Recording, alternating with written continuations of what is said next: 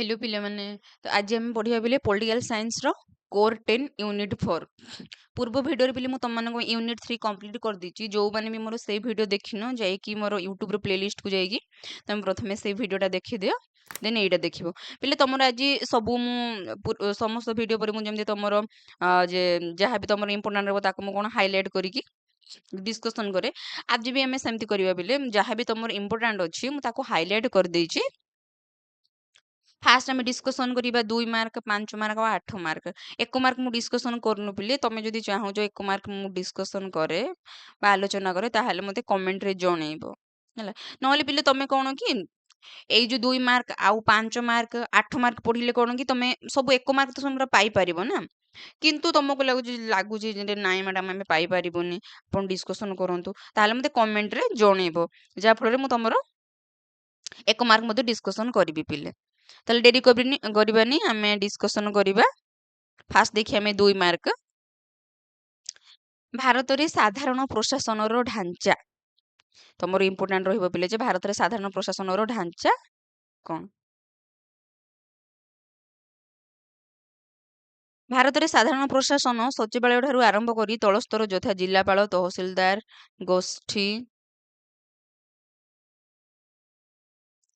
ଗୋଷ୍ଠୀ ଉନ୍ନୟନ ସଂସ୍ଥା ପର୍ଯ୍ୟନ୍ତ ପରିବ୍ୟାପ୍ତିକୁ ସାଧାରଣ ପ୍ରଶାସନ ବା ଅମଳତନ୍ତ୍ର କୁହାଯାଏ ଯେ ସାଧାରଣ ପ୍ରଶାସନ କ'ଣ କହିଲେ ନା ଆମର ଯୋଉ ରହିଲା କ'ଣ ଜିଲ୍ଲାପାଳ ତହସିଲ ଗୋଷ୍ଠୀ ଯେତେ ବି ଆମର ଯୋଉ ସରକାରୀ କର୍ମଚାରୀ ମାନେ ରହିଲେ ଯୋଉ ଜିଲ୍ଲାପାଳ ହଉ ନା ତହସିଲଦାର ହଉ ନା ଗୋଷ୍ଠୀ ଉନ୍ନୟନ ସଂସ୍ଥା ଯୋଉ ବିଡିଓ ତମେ ଯାହାକୁ କହୁଛ ଏଗୁଡାକ ସବୁ କ'ଣ ପିଲେ ନା ଭାରତରେ ସାଧାରଣ ପ୍ରଶାସନର ଢାଞ୍ଚା ଏଗୁଡା କ'ଣ ଜିଲ୍ଲାପାଳ ତହସିଲଦାର ଗୋଷ୍ଠୀ ଉନ୍ନୟନ ସଂସ୍ଥା ସାଧାରଣ ପ୍ରଶାସନ ଅମଳତନ୍ତ୍ର କୁହାଯାଏ ସାଧାରଣ ପ୍ରଶାସନ ସରକାରଙ୍କୁ ତାଙ୍କ ନୀତି ପ୍ରଣୟନ ଏବଂ କାର୍ଯ୍ୟକାରୀ କରିବାରେ ସହାୟକ କରିଥାଏ ଯେ ସାଧାରଣ ପ୍ରଶାସନ କ'ଣ କରିଥାଏ ନା ପିଲା ନା ଯୋଉ ସରକାରଙ୍କର ଯୋଉ ନୀତି ନିୟମ ରହିଲା ତାକୁ କ'ଣ ନା କାର୍ଯ୍ୟକାରୀ କରିବାରେ ଏମାନେ ସହାୟକ ହୋଇଥାନ୍ତି।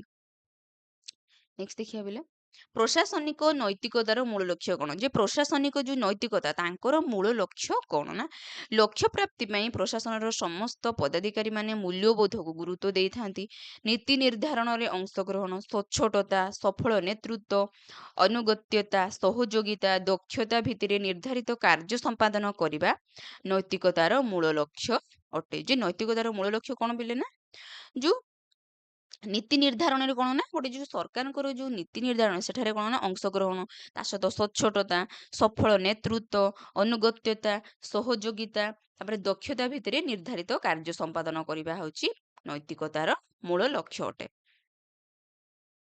ନେକ୍ସଟ ଦେଖିବା ପ୍ରଶାସନିକ ତାଲିମ କ'ଣ ସର୍ବଭାରତୀୟ ସେବା ଅଧିକାରୀମାନେ ଚୟନ ହେଲା ପରେ ଏକ ତାଲିମ କାର୍ଯ୍ୟକ୍ରମରେ ଭାଗ ନେଇଥାନ୍ତି ଆଧୁନିକ ରାଷ୍ଟ୍ର ଶାସନର ଜଟିଳତା ଦୃଷ୍ଟିରୁ ଏକ କୁଶଳୀ ପ୍ରଶାସକ ଗୋଷ୍ଠୀ ସୃଷ୍ଟି କରିବାରେ ପ୍ରଶିକ୍ଷଣ ଅନିବାର୍ଯ୍ୟ ଅଟେ ଏଥିରେ ବୃତ୍ତିଗତ ଜ୍ଞାନ କୌଶଳ ଉପରେ ତାଲିମ ପ୍ରଦାନ କରାଯାଏ ଯେ ପ୍ରଶାସନିକ ତାଲିମରେ କ'ଣ କରାଯାଇଥାଏ ନା ବେଲେ ସର୍ବଭାରତୀୟ ସେବା ଅଧିକାରୀ ମାନେ ଚୟନ ଯୋଉ ସର୍ବଭାରତୀୟ ସେବା ଅଧିକାରୀ ଆମର ଯୋଉ ଚୟନ ହେଲା ପରେ ସେମାନେ କ'ଣ ନା ଏକ ତାଲିମ କାର୍ଯ୍ୟକ୍ରମରେ ଭାଗ ନେଇଥାନ୍ତି ତାପରେ କ'ଣ ନା ଆଧୁନିକ ରାଷ୍ଟ୍ର ଶାସନର ଯୋଉ ଜଟିଳତା ଦୃଷ୍ଟିରୁ ଏକ କୁଶଳୀ ପ୍ରଶାସକ ଗୋଷ୍ଠୀ ସୃଷ୍ଟି କରିବାରେ ପ୍ରଶିକ୍ଷଣ ଅନିବାର୍ଯ୍ୟ ଅଟେ ଏଥିରେ ବୃତ୍ତିଗତ ଜ୍ଞାନ କୌଶଳ ଉପରେ ତାଲିମ ପ୍ରଦାନ କରାଯାଏ ଆମର ଯୋଉ ପ୍ରଶାସନିକ ତାଲିମ କ'ଣ ନା ଆମର ଯୋଉ ବୃତ୍ତିଗତ ଜ୍ଞାନ କୌଶଳ ଭିତରେ ବୃତ୍ତିଗତ ମାନେ ଯୋଉ କିଏ କୋଉ କାର୍ଯ୍ୟରେ ରହିବା କୋଉଟା କୋଉ ସେକ୍ଟରଟା ଭଲ ଯେମିତି ଆମର ମୁଁ କହିଲି କଲେକ୍ଟର ହଉ ବା ଆମର ଯୋଉ ବିଡିଓ ହୁଅନ୍ତୁ ଏମାନେ ଯୋଉ ବୃତ୍ତିଗତ ବିଷୟ କ'ଣ ନା ସେଟା ତାଲିମ ଦିଆଯାଇଥାଏ। କେନ୍ଦ୍ରୀୟ ଲୋକସେବା ଆୟୋଗ ଭାରତ ସମ୍ବିଧାନ 315 ଧାରା ଅନୁସାରେ ଏକ ସ୍ୱତନ୍ତ୍ର ନିରପେକ୍ଷ କେନ୍ଦ୍ରୀୟ ଲୋକସେବା ଆୟୋଗ ଗଠନ କରାଯାଇଛି ଭାରତର ରାଷ୍ଟ୍ରପତି କେନ୍ଦ୍ରୀୟ ଲୋକସେବା ଆୟୋଗର ଅଧ୍ୟକ୍ଷ ହୋଇଥାନ୍ତି ଯେ କେନ୍ଦ୍ରୀୟ ଲୋକସେବା ଆୟୋଗର ଅଧ୍ୟକ୍ଷ କିଏ ବୋଲି ତମେ ଦେଖ ବୋଲେ 1 ମାର୍କରେ କେମିତି ଆସିଥିବ ଯେ ଭାରତର କେନ୍ଦ୍ରୀୟ ଲୋକସେବା ଆୟୋଗର ଅଧ୍ୟକ୍ଷ କିଏ ନା ରାଷ୍ଟ୍ରପତି ଦେଖ ତମେ 2 ମାର୍କ ପଢିବାର ତମେ 1 ମାର୍କ ତମକୁ ମିଳିଗଲା କି ନା ତମେ ସେଇଥିପାଇଁ କ'ଣ ଯେ 2 ମାର୍କ 5 ମାର୍କ ସବୁ ପଢିବ ତମେ 1 ମାର୍କ ସବୁ ପାଇପାରିବ।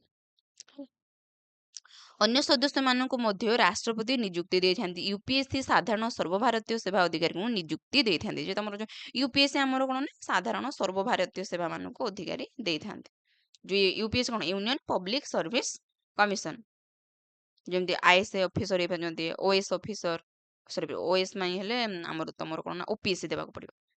ତାପରେ ଇ ପ୍ରଶାସନ କ'ଣ ବୋଲେ ଏଇଟା ମଧ୍ୟ ଗୁରୁତ୍ୱପୂର୍ଣ୍ଣ ମୁଁ ସରି ବିଲେ ମୁଁ ଏଇଟା ହାଇଲାଇଟ୍ କରିବାକୁ ଭୁଲି ଯାଇଛି କ୍ଷମା କରିବ এইটা ବି ତମର ଗୁରୁତ୍ୱପୂର୍ଣ୍ଣ ଯେ ଇ ପ୍ରଶାସନ କ'ଣ? ଇ ପ୍ରଶାସନର ଅର୍ଥ ହେଉଛି ସରକାରୀ ସଂସ୍ଥାମାନଙ୍କର କାର୍ଯ୍ୟଧାରା, ସୂଚନା ପ୍ରଯୁକ୍ତି ବିଦ୍ୟା ଏବଂ କମ୍ପ୍ୟୁଟରୀକରଣ ମାଧ୍ୟମରେ ସମାହିତ ହେବାକୁ ଇ ପ୍ରଶାସନ କୁହାଯାଏ।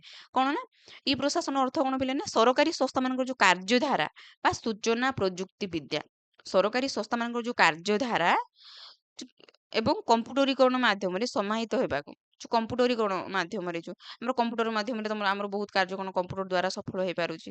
ଓକେ,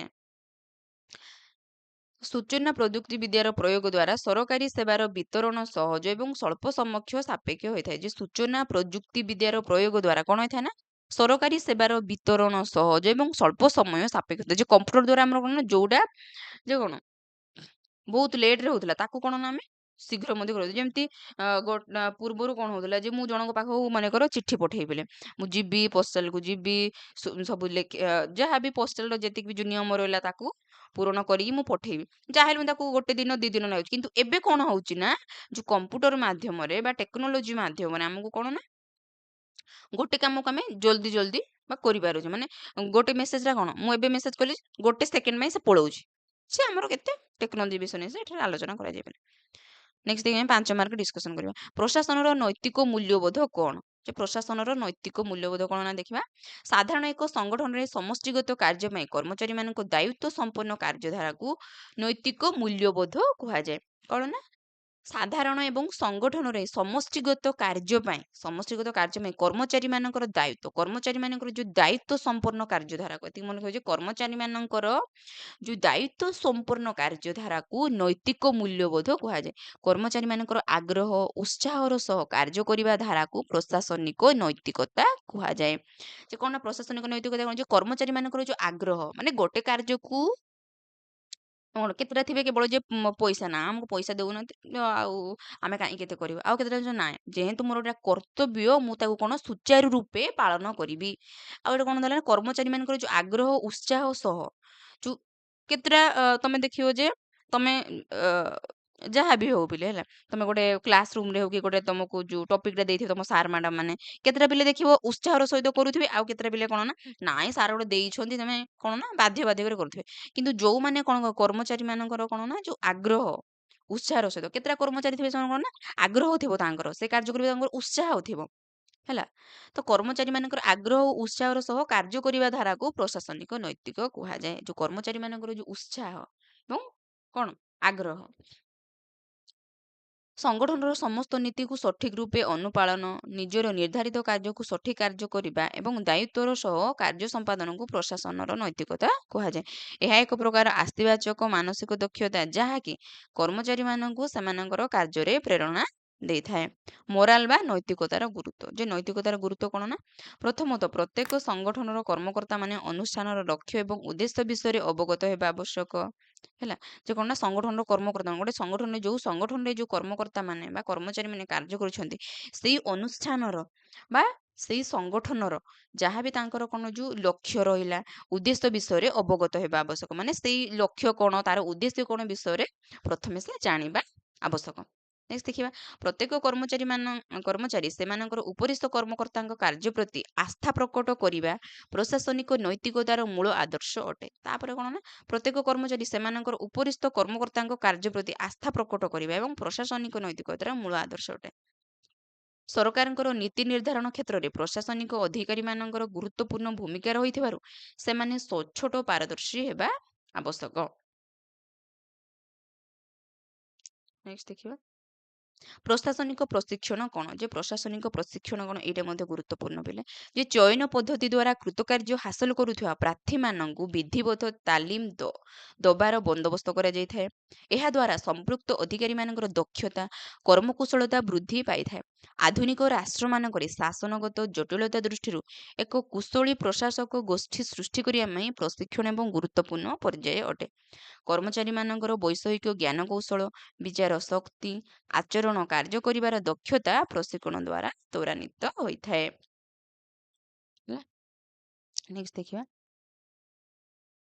ଇ ପ୍ରଶାସନ ପିଲେ ମୁଁ ତମକୁ ଇ ପ୍ରଶାସନ ଟିକେ ପୂର୍ବରୁ କହିଲି ହେଲା ଯେ ଇ ପ୍ରଶାସନ କ'ଣ ବୋଲି ତାର କାର୍ଯ୍ୟ କ'ଣ।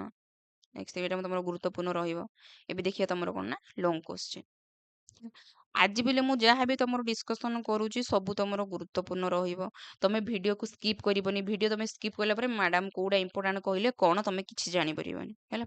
କଣ୍ଟିନ୍ୟୁ ତମକୁ ଭିଡ଼ିଓ ଦେଖିବାକୁ ପଡ଼ିବ ବୋଲେ ତମେ ଯଦି ଏକ୍ଜାମ୍‌ରେ ବା ଗୋଟେ ତମର ଯୋଉ ସେମିଷ୍ଟର ଏକ୍ଜାମ୍‌ରେ ତମେ ଭଲ ରେଜଲ୍ଟ କରିବାକୁ ଚାହୁଁଛ ପିଲା, ତାହେଲେ ମୁଁ ତମର ଯାହା ବି ଇମ୍ପୋର୍ଟାଣ୍ଟ ଦେଉଛି ତମେ ତାକୁ ଭଲସେ ଦେଖିକି ଯାଅ, ନୋଟ୍ସ କର। ୱିଦାଉଟ୍ ନୋଟ୍ସରେ ହବନି ପିଲେ ହେଲା। ତମେ ଖାଲି ଭିଡ଼ିଓଟା ଦେଖିଦେବ ଯେ ଖାଲି ଯିବ ତାହେଲେ ତ ହବନି। ତମେ କ'ଣ ଯାହା ବି ମୁଁ କହୁଛି ତାକୁ ତମକୁ କ'ଣ ଟିପିକି ରଖିବାକୁ ପଡ଼ିବ ହେଲା। ତ ମୁଁ ତ ବାରମ୍ବାର ମୁଁ କହୁଛି ଯେ ଏହାର PDF ସବୁ ମୋର ଟେଲିଗ୍ରାମ ଗ୍ରୁପ୍‌ରେ ଦେଇଦେଉଛି ପିଲେ, ତମେ ସେଠି ଜଏନ୍ ହେଇଯିବ ଏବଂ ଯାହା ବି ତମର ମୁଁ ଇମ୍ପୋର୍ଟାଣ୍ଟ କହୁଛି ତାକୁ ତମେ ନୋଟ୍ସ କରିବ ଆଉ ପଢ଼ିବ ହେଲା। ଆଜି କାଲି ପରୀକ୍ଷା ଅଛି, ତମେ ଆଜି ଆଉ ପଢ଼ିବନି ପିଲେ। କି ସପ୍ତାହଟେ 2 ସପ୍ତାହ ପୂର୍ବରୁ ତମକୁ ତ ପଢ଼ିବାକୁ ପଡ଼ିବ ନା। କିଛିଟା ପିଲା ଥିବେ ରାତାରାତି ଷ୍ଟାର ହେଇଯିବେ ନାଇଁ କିରେ। ଏମିତି କଲେ କେମିତି ହବ? ପାଠଟାକୁ ପଢ଼। ପରୀକ୍ଷା ପୂର୍ବରୁ ଯାହା ହେଲେ ମଧ୍ୟ ତମକୁ 1 ସପ୍ତାହ 2 ସପ୍ତାହ ପୂର୍ବରୁ ତମକୁ ପାଠ ପଢ଼ିବାକୁ ପଡ଼ିବ। ନହେଲେ କେମିତି ହବ? ହବ କି ପାଠ ନହେଲେ? ପଢ଼ିବାକୁ ପଡ଼ିବ ନା ତମକୁ। ପ୍ରଶାସନିକ ନୈତିକ ମୂଲ୍ୟବୋଧ କ'ଣ? ଏହାର ଲକ୍ଷ୍ୟ ବିଷୟରେ ଯେ ମୁଁ କହିଲି ଯେ ପ୍ରଶାସନିକ ନୈତିକ ମୂଲ୍ୟବୋଧ କ'ଣ ହେଲା। ତାପରେ ଏହାର ଲକ୍ଷ୍ୟ, ଯୋଉ ପ୍ରଶାସନିକ ନୈତିକ ମୂଲ୍ୟବୋଧର ଲକ୍ଷ୍ୟ କ'ଣ ତାକୁ ମଧ୍ୟ ଏଠାରେ ଆଲୋଚନା କରାଯାଇଛି। ଦେଖିଦେବ।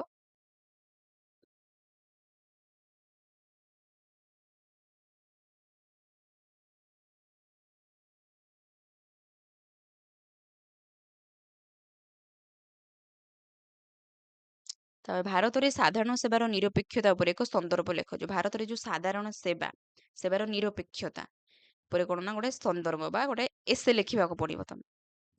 ଯୋଉ ସନ୍ଦର୍ଭ ଲେଖ। ଯେ ଭାରତରେ ସାଧାରଣ ସେବାର ନିରପେକ୍ଷତା କ'ଣ? ତା ବିଷୟରେ ତମେ କ'ଣ ଜାଣିଛ? ତାର ପ୍ରଥମେ କ'ଣ ନିରପେକ୍ଷତାର ଅର୍ଥ, ପ୍ରଥମେ ନିରପେକ୍ଷତା ମାନେ କ'ଣ ତାର ଅର୍ଥ ପ୍ରଥମେ ତମେ ଲେଖିବ। କ'ଣ ନା ସାଧାରଣ ପ୍ରଶାସନିକ ସେବା କରିବା ନିରପେକ୍ଷତା ଚିରାଚରିତ ପଦ୍ଧତି। ସାଧାରଣ ସେବାର ନିରପେକ୍ଷତା କହିଲେ ଦକ୍ଷତା, ସ୍ଥାୟିତ୍ୱ ନିରପେକ୍ଷତାକୁ ବୁଝାଇଥାଏ। ତେଣୁ ନିରପେକ୍ଷତା କହିଲେ ରାଜନୈତିକ ଦଳମାନଙ୍କ ସହିତ ଅସହଯୋଗକୁ ବୁଝାଏ। ମାତ୍ର ଯୁକ୍ତିଯୁକ୍ତ ମନ୍ତବ୍ୟ ଗ୍ରହଣକୁ ଦଳୀୟ ମତ ଭାବରେ ପରିତ୍ୟକ୍ତ କରିଦେବା ଉଚିତ। କାରଣ ଦଳୀୟ ମତ ନାମରେ ଗଣତନ୍ତ୍ର ପ୍ରତି ଅବହେଳା ପ୍ରଦର୍ଶନ କରାଯାଇ ନପାରେ।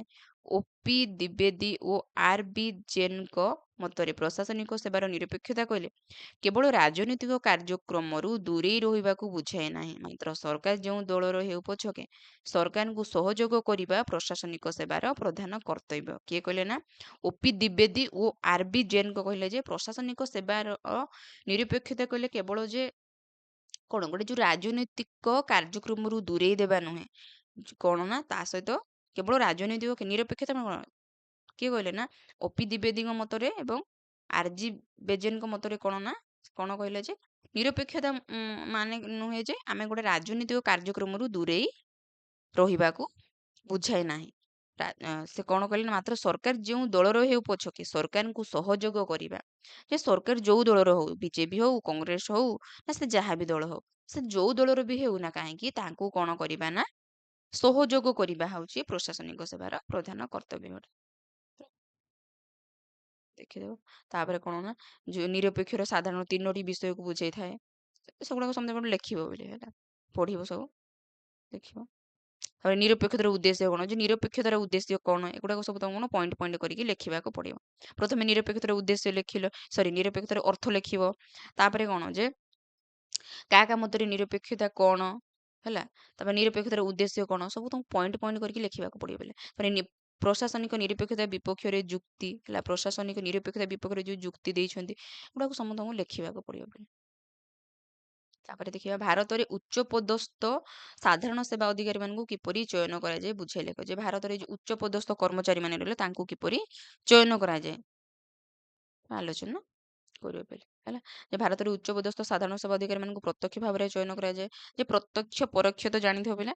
ଯେ ଭାରତରେ ଉଚ୍ଚ ପଦସ୍ଥ ସାଧାରଣ ସେବା ଅଧିକାରୀଙ୍କୁ ପ୍ରତ୍ୟକ୍ଷ ଭାବରେ ଚୟନ କରାଯାଏ। ଏଥିପାଇଁ ଯେଉଁ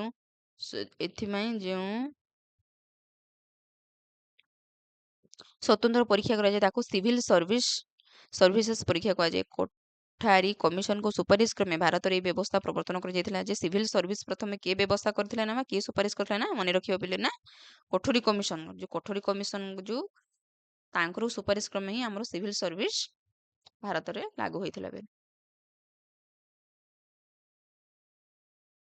ଭିଡ଼ିଓକୁ ତମେ ସ୍କିପ୍ କରିବନି ପିଲେ। ଷ୍ଟାର୍ଟିଂରୁ ଦେଖିବ ଲାଷ୍ଟ ଯାଏଁ ଦେଖିବ, ନହେଲେ କିଛି ଜାଣିପାରିବନି। ତାପରେ ଭାରତରେ ପ୍ରଶାସନିକ ସେବା ଅଧିକାରୀମାନଙ୍କୁ ଦିଆଯାଉଥିବା ପ୍ରଶିକ୍ଷଣ ସମ୍ପର୍କରେ ବୁଝାଇ ଦେଖ। ଏବେ କଣ ନା ଭାରତରେ ଯୋଉ ପ୍ରଶାସନିକ ସେବା ଅଧିକାରୀ, ଯୋଉ ପ୍ରଶାସନିକ ଆମେ ଯୋଉ ସେବା ଅଧିକାରୀ ନୁହେଁ, ତାଙ୍କୁ ଦିଆଯାଉଥିବା ପ୍ରଶିକ୍ଷଣ ବା ତାଙ୍କୁ କଣ କଣ ନା ପ୍ରଶିକ୍ଷଣ ଦିଆଯାଉଛି ବା ସେ ବିଷୟରେ ତମକୁ ଆଲୋଚନା, ଯେ ପ୍ରଶିକ୍ଷଣ ବା କୌଶଳ, ତାଙ୍କୁ କଣ କଣ ବୈଷୟିକ କୌଶଳ ବା ଗୋଟେ କର୍ମଚାରୀ ମାନଙ୍କୁ ବୈଷୟିକ ଜ୍ଞାନ କୌଶଳ, ବିଚାର ଶକ୍ତି, ଗୋଟେ କାର୍ଯ୍ୟ କରୁଛନ୍ତି ଯେମିତି ଗୋଟେ ସେମାନେ କଣ ପ୍ରଶାସନିକ ସେବା ଅଧିକାରୀ, ତାଙ୍କର ବିଚାର ଶକ୍ତି କିପରି ହେବା ଆବଶ୍ୟକ ହେଲା, ଏଗୁଡାକ ସବୁ କଣ ନା ଆଲୋଚନା କରା ଲେଖିବ ସବୁ।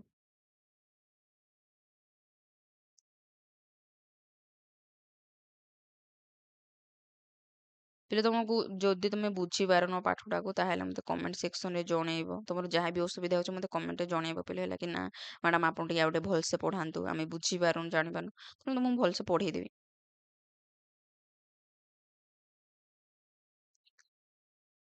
ନେକ୍ସଟ ଦେଖିବା ଆମେ ଯେ ସାଧାରଣ ସେବା ଅଧିକାରୀଙ୍କ ପଦୋନ୍ନତି ଉପରେ ଏକ ପ୍ରବନ୍ଧ ଲେଖ, ଯେ ସାଧାରଣ ପ୍ରଶାସନିକ କିପରି ପଦୋନ୍ନତି ମାନେ କଣ, ଯେ ତମେ ଗୋଟେ ପୋଷ୍ଟରେ ଥିବ ଆଉ ଗୋଟେ ଯେମିତି ବଡ ପୋଷ୍ଟକୁ ଯିବ ହେଲା, ଯେ ପଦୋନ୍ନତି, ଯାହାକି ତମେ କଣ ଯେ ପ୍ରମୋସନ ହେଲା, ପ୍ରମୋସନ କିପରି ହୁଏ ସାଧାରଣ ସେବା ଅଧିକାରୀ ମାନଙ୍କର, ସେ ବିଷୟରେ ଗୋଟେ ତମକୁ ପ୍ରବନ୍ଧ ଲେଖିବାକୁ ପଡିବ। କିଛି ତ କଷ୍ଟ ନାହିଁ, ତମେ ଭଲସେ ଯଦି ପଢିବ ତାହେଲେ ଜାଣିପାରିବ ବୋଲେ, ଗୋଟେ ଥର ତମେ ଯଦି ପଢିକି ଯଦି ବୁଝିପାରୁନ ପାଠଟାକୁ ବାରମ୍ବାର ପଢ, ବାରମ୍ବାର ପଢିଲେ ତମେ ଜାଣିପାରିବ। କେହି ମଧ୍ୟ ପିଲେ ଜନ୍ମରୁ ସବୁ ଶିଖିକି ଆସିନଥାନ୍ତି, ସମସ୍ତଙ୍କୁ ଶିଖିବାକୁ ପଡିଥାଏ, ଯଦି ତମର ଯଦି ହଉନି ବାରମ୍ବାର ତମେ ଯଦି ପଢିଲେ ହବ ହେଲା। ପାଠ ପଢ, ଭଲ ରେଜଲ୍ଟ କରିବ। ଦେଖୁନ ଇ ପ୍ରଶାସନ କଣ, ଭାରତରେ ଏହାର ରୂପରେଖ ବର୍ଣ୍ଣନା କର, ଏଇଟା ମଧ୍ୟ ଗୁରୁତ୍ୱପୂର୍ଣ୍ଣ ରହିବ ଯେ ଇ ପ୍ରଶାସନ କଣ ଏବଂ ଭାରତରେ ଏହାର ରୂପରେଖ ବର୍ଣ୍ଣନା କର, ଗୋଟେ ଗୁରୁତ୍ୱପୂର୍ଣ୍ଣ ରହିବ। ଇ ପ୍ରଶାସନ କଣ ତମକୁ ବୁଝେଇଥିଲି,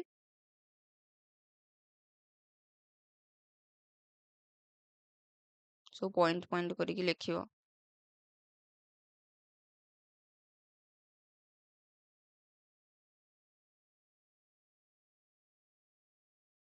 ଆଉ ତମେ ଯଦି ଲଙ୍ଗ କୋଶ୍ଚିନ୍ ବଲେ ସବୁ ଯଦି ଭଲସେ ପଢିବ ତାହେଲେ 1 ମାର୍କ ତମେ ବହୁତ ପାଇପାରିବ, ତା ସହିତ 2 ମାର୍କ ପଢିବ, 5 ମାର୍କ ପଢିବ, 1 ମାର୍କ ତମକୁ ସେଇଠି ହିଁ ମିଳିଯିବ କି ନା।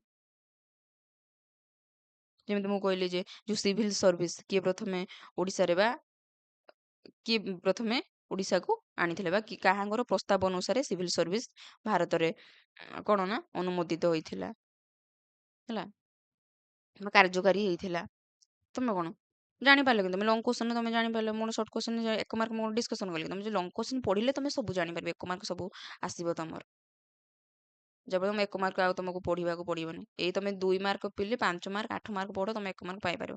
କିନ୍ତୁ ତମର ଅସୁବିଧା ହଉଛି ଯେ ନାଇଁ ମ୍ୟାଡାମ 1 ମାର୍କ କ୍ଲାସ କରନ୍ତୁ, ତାହେଲେ ମଧ୍ୟ ମୁଁ ତମର 1 ମାର୍କ କ୍ଲାସ କରିବି ପିଲେ, ମତେ କମେଣ୍ଟରେ ଜଣେଇବ। ତାହେଲେ ପିଲେ ତମର ତ କୋର 10 ର ସବୁ କମ୍ପ୍ଲିଟ ହେଇଗଲା, 1 2 3 4, ଏଇଟା ଥିଲା ତମର ଲାଷ୍ଟ ୟୁନିଟ 4 ଭିଡିଓ। ତ ଭଲସେ ପଢିବ ପିଲେ, ପରୀକ୍ଷା ପାଇଁ ଜାରି ରଖ, ଏବେଠୁ ପଢାପଢି ଷ୍ଟାର୍ଟ କର, ଭଲ ମାର୍କ, ମୁଁ ଯାହାବି ତମର ଇମ୍ପୋର୍ଟାଣ୍ଟ ବୋଲି କହୁଛି ତମେ ସେତିକି ପଢିକି ଯାଅ ପିଲେ, ଭଲ ମାର୍କ ରଖିବ, ଭଲ ରେଜଲ୍ଟ ଆସିବ। ତାହେଲେ ପିଲେ ଆଜି ପାଇଁ ଏତିକି ଥାଉ, ରହିଲି, ଥ୍ୟାଙ୍କ ୟୁ।